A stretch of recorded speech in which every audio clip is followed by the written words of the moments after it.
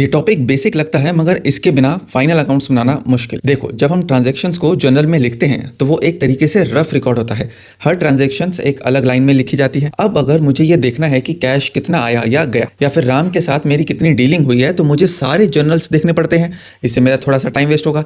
इसी प्रॉब्लम को सॉल्व करने के लिए हम बनाते हैं लेजर। लेजर एक ऐसी बुक होती है जहां हम सभी ट्रांजैक्शंस को अकाउंट वाइज क्लासीफाई करके लिखते हैं। मतलब कैश से रिलेटेड सभी ट्रांजैक्शंस को एक जगह पे लिखेंगे, सेल से रिलेटेड सभी एक जगह पे या फिर रेंट से रिलेटेड सभी एक जगह पे। एक अकाउंट की पूरी हिस्ट्री एक ही पेज पे मिल जाए उसे हम कहेंगे लेजर। अब लेजर बनाने का प्रोसेस क्या है? सबसे पहले हम ट्रांजैक्शंस को रिकॉर्ड करते हैं हमारी जर्नल में।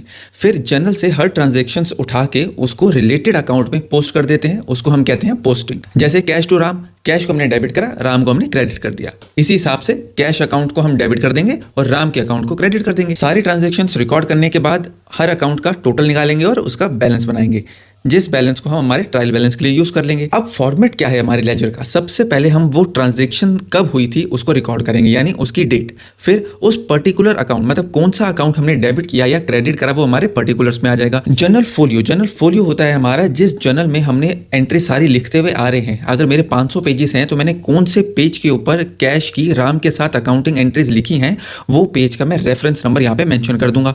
उसी हिसाब से हर जर्नल का रेफरेंस नंबर यहाँ पे लेजर में आ जाता है, ताकि अगर मुझे क्रॉस वेरीफाई करना हो कि मेरे को लेजर से किसी एंट्री पे जाना है तो मुझे उस पेज का एग्जैक्ट पेज नंबर पता हो।